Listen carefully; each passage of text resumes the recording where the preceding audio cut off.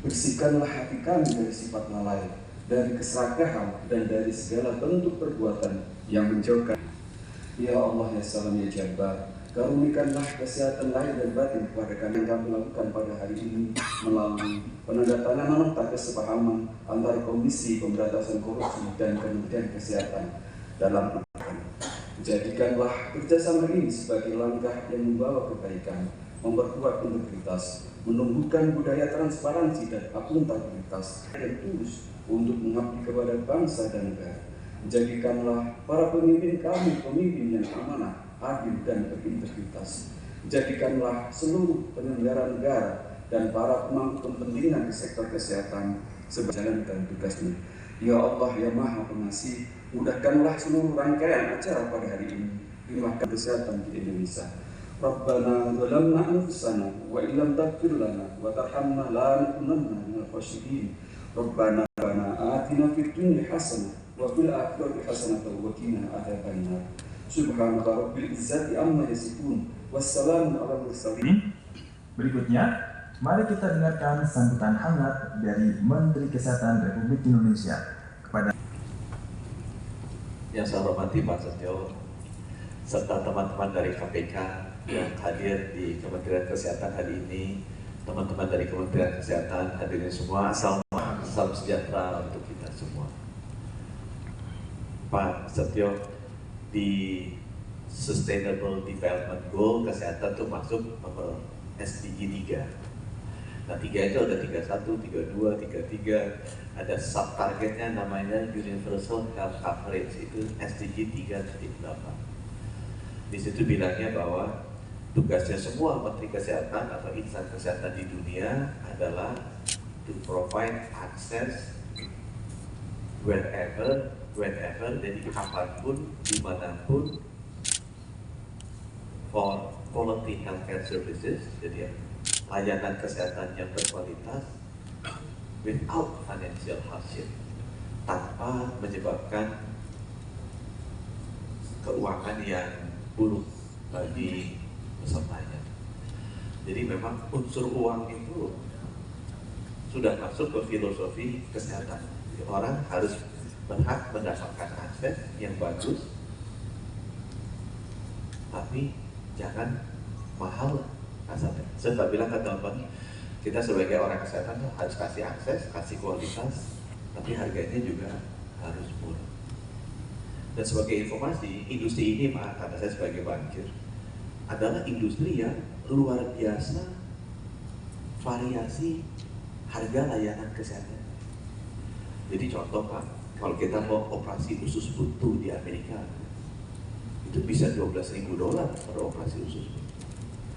Di Jepang, $5.000 per operasi usus buntu. Kita bingung kan? Apa iya orang Jepang operasi usus buntunya lebih jelek dari Amerika sehingga harganya beda setengah gitu, ya? Singapura bisa lebih mahal dari Jepang, 7.000. Di Indonesia mungkin berapa ratus dolar. Nah, perbedaan tarif layanan seperti ini saya tidak pernah temui di industri lain.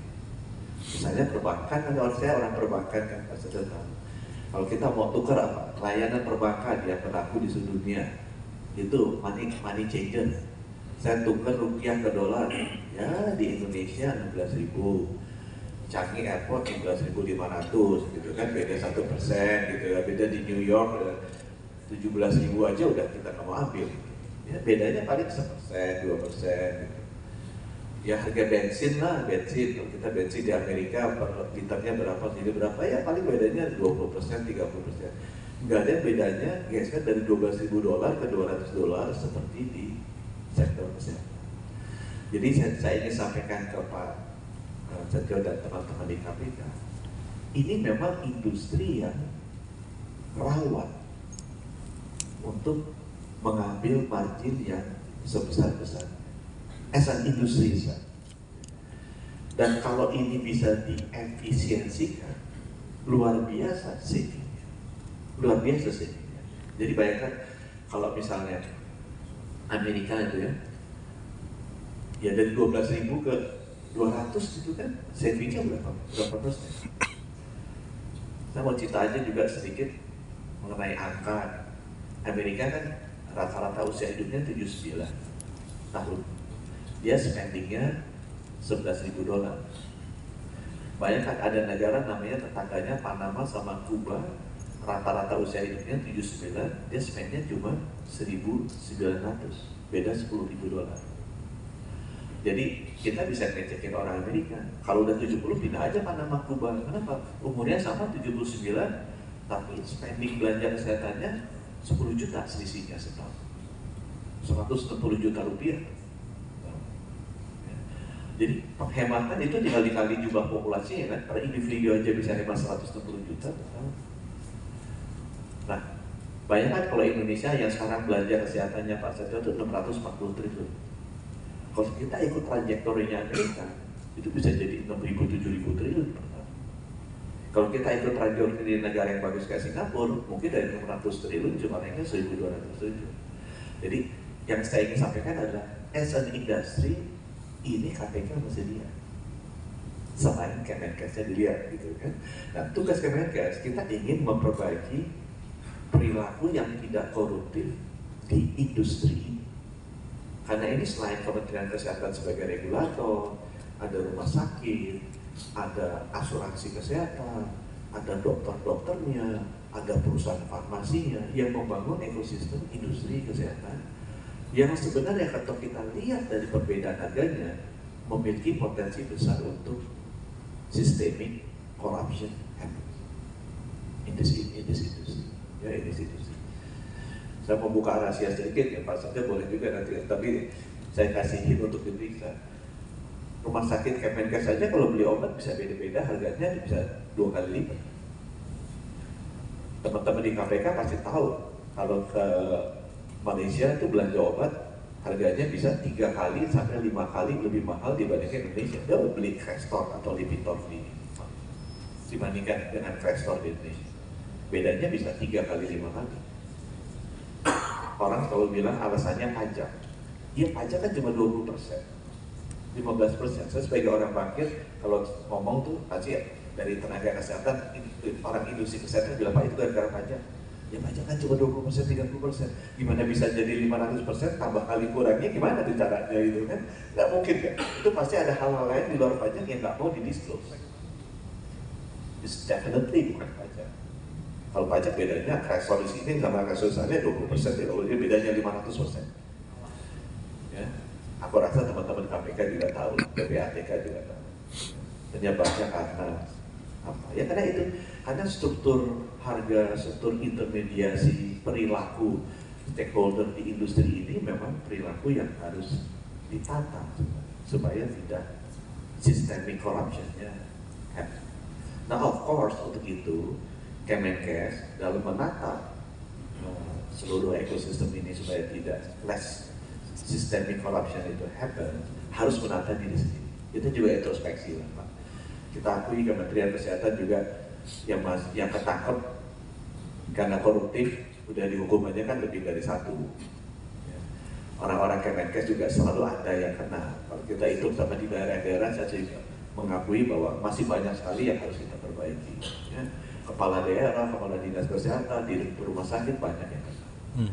Nah itu memang PR yang harus kita perbaiki. Tapi yang saya ingin sampaikan ke teman-teman di KPK, kita di Kemenkes sangat ingin, bukan sangat ingin, merasa itu adalah amanah kita untuk memperbaiki systemic corruption di institusi ini dan di industri.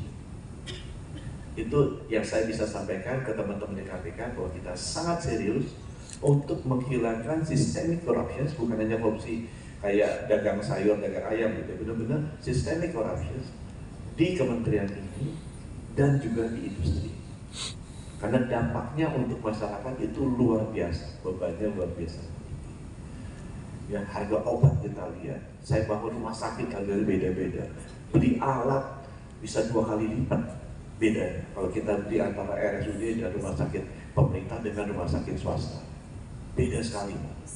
Harga obat bisa bedanya tuh 2 kali lipat juga. Ini kan nggak benar. Ini nggak benar. Tapi karena multi stakeholder dan stakeholder yang banyak, merubahnya juga nggak mudah.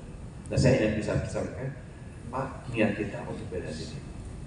Kita butuh bantuan dari KPK Dan saya bisa bilang ke KPK, tolong gunakan kami sebagai salah satu contoh di mana kementerian bisa diperbaiki sistem corruption-nya, malah bisa menyebarkan ke industri supaya systemic corruption in this industry bisa kita tekan bersama-sama. Ya. Saya sudah bilang ke teman-teman, dipastikan hidupnya cukup, gitu ya. Sekarang yang eselon 3, 4 yang saya sama Pak Sekjen lagi itu kita supaya dinaikin gitu ya, supaya juga jangan cari kiri cari kanan, kita memperbaiki sistemnya juga, kita memperbaiki budaya juga. Dan sistem aja tanpa budaya yang bagus nggak ada gunanya juga. Kita harus membersihkan orang-orang kita agar punya budayanya bersih. Dan budaya itu harus dari atas, harus dikasih contoh. Itu yang sebenarnya kita ingin lakukan. Mudah-mudahan kerjasama dengan KPK ini, kita benar-benar mengharapkan KPK membantu kami, bukan hanya membersihkan institusi kita, tapi juga merapikan industri kita dari systemic corruption yang ada. Kita perbaiki sistemnya, kita perbaiki juga orang. Kalau dalam proses Pak, saya sudah bilang ke Pak Irjen tuh harus memastikan kita menemukan dulu orang di dalam. Kalau enggak, artinya Bapak enggak bagus. Tapi kalau toh pun ada oknum kita yang ketangkap di KPK, saya bilang enggak apa-apa. Saya sih bukan tipe yang akan melindungi. Kalau benar-benar salah, udah Pak dihukum aja. Biar ini juga jadi efek jerah. Kenapa? Karena saya sampaikan di sini sebagai pimpinan tertinggi, niat kita emang mau membersihkan institusi. Niat kita mau membersihkan institusi. Bantu pasti ada Pak, nggak mungkin nggak ada anggaran kita 100 triliun lebih. Kita juga kerjasama sama pemerintah daerah juga kita ngasih 30 triliunan ke daerah, pasti ada. Tapi tolong bantu kami bahwa niat kami memang benar-benar mau membersihkan institusi ini, dan kita juga mau membersihkan industri ini. Dan pakai kita sebagai contoh, bahwa kalau kita rapikan secara sistemik, ini bukan hanya insidental aja terjadi, tapi perbaikannya itu terjadi secara sistemik. Dan kita sangat menginginkan itu, kita sangat mau melakukan itu, dan mudah-mudahan ini bisa menjadi laboratorium untuk KPK untuk membangun institusi lembaga pemerintah yang bersih, gitu ya, dan juga menyebar ke industri yang bersih, karena ini memang sangat dibutuhkan oleh masyarakat kita. Mungkin dari kita, saya demikian mau beritahu, ngasih tahu, marahin, gitu ya, periksa-periksa. Kalau ada laporan juga boleh, gitu ya. Paling kita dipanggil aja, kasih akan tindak lanjuti. Ya. Kita tahu juga lah, nggak semuanya juga bersih yang kejadian di sini. Tapi niat kami sebenarnya untuk memperbaiki. Terima kasih sekali lagi. Kami mohon perkenan untuk tetap berada di atas.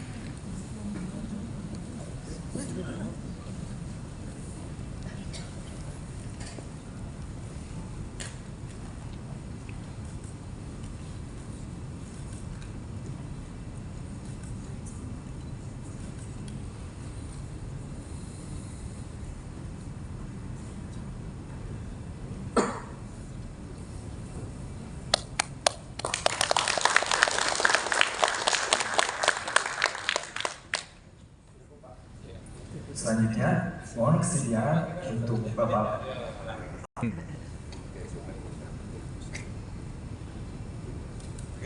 PKS.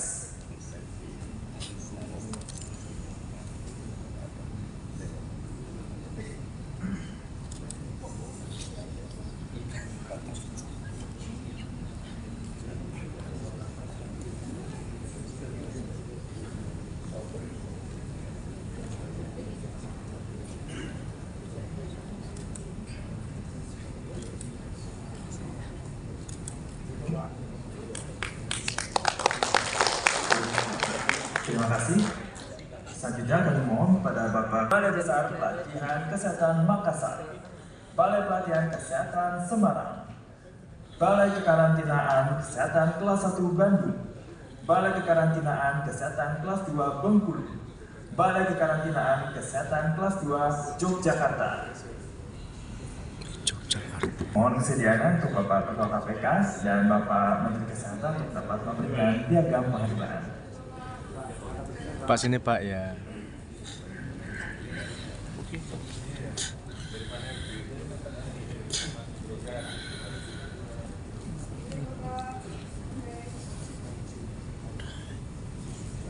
belum. Di agenda keduanya. Lu ada lagi Baca dong sama gue. Mana sih? Perhatiin pelan-pelan. mana agenda kedua? Satu doang. Ya udah.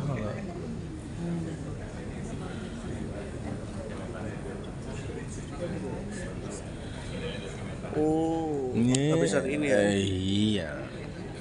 Itu Suzuki.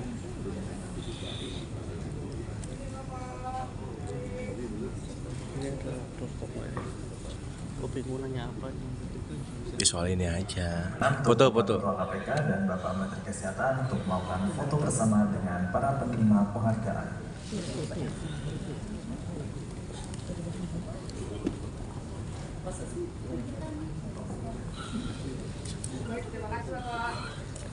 Oke, cukup. Selamat pagi, salam sejahtera untuk semuanya, salam sehat.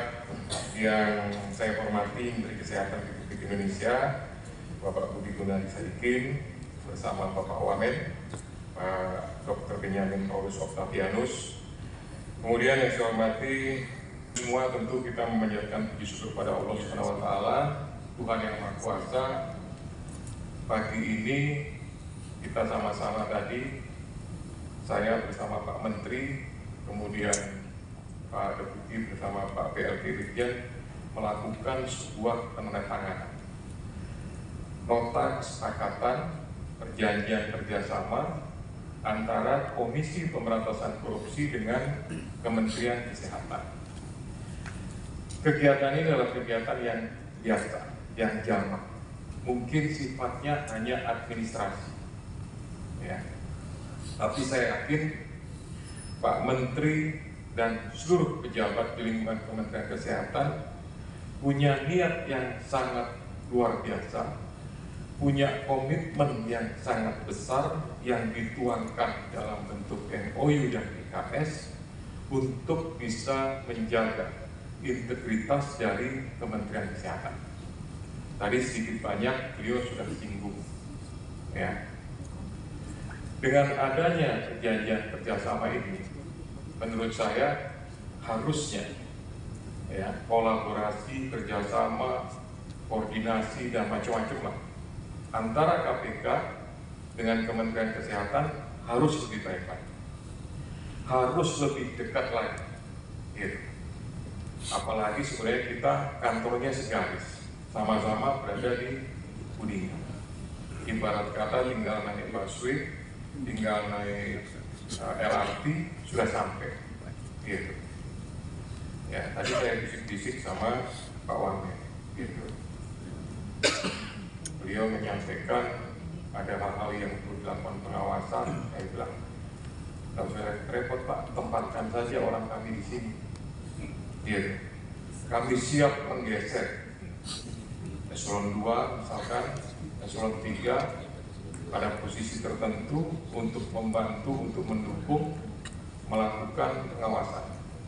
Ya, bahasa kerennya itu chief of integrity lah.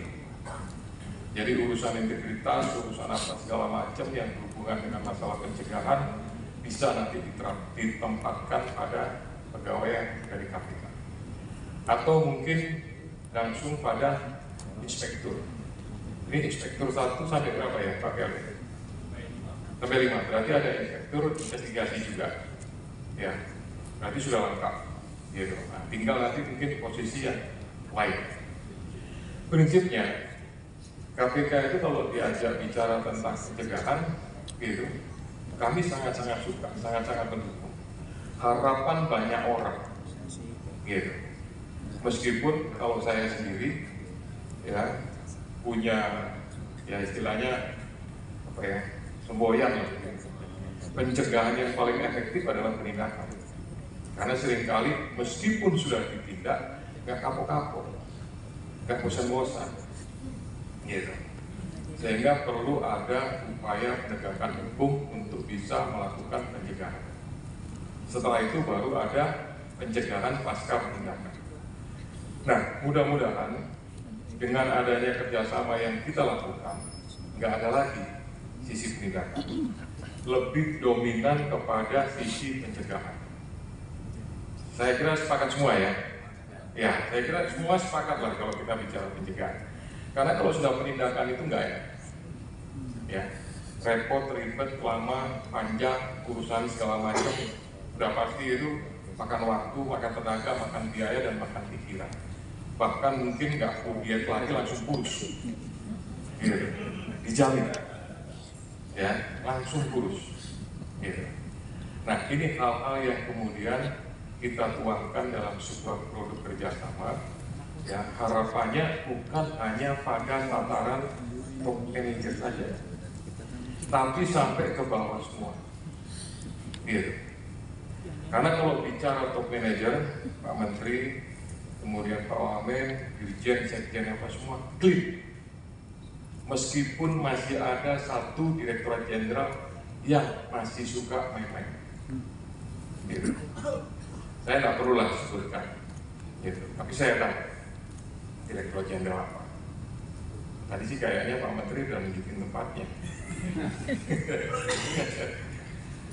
tunjukin ruangannya. Saya bilang, oh pas juga itu Pak, saya bilang gitu.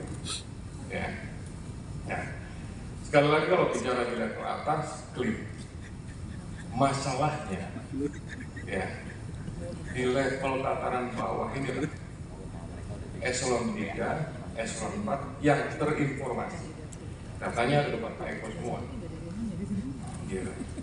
Yang terinformasi apa ya? Mungkin masih coba-coba lah, main-main, memanfaatkan situasi. Kenapa saya bilang memanfaatkan situasi? Karena di level atas nggak ingin ada masalah, nggak ingin kemudian jadi urusan. Ya, kondisi inilah yang kemudian dimanfaatkan oleh, mohon maaf harus saya sebutkan, level kami di bawah. Deal. Ya, ada yang kami di sini kan? Nggak ada ya? Ya, di level-level itulah. Karena apa? Mumpung yang top manager, direktur, dirjen, sekjen, dirjen, wamen, menteri tidak mau menyentuh barang yang seperti itu. Ini kesempatan kata mereka. Kapan lagi punya menteri yang kemudian clean, ya, tidak mau bersinggungan itu. Kesempatanlah yang dibawa untuk memanfaatkan situasi dan kondisi itu. Caranya bagaimana? Ya ada banyak cara pastinya. Dan saya yakin Bapak Ibu semuanya lebih tahu daripada saya.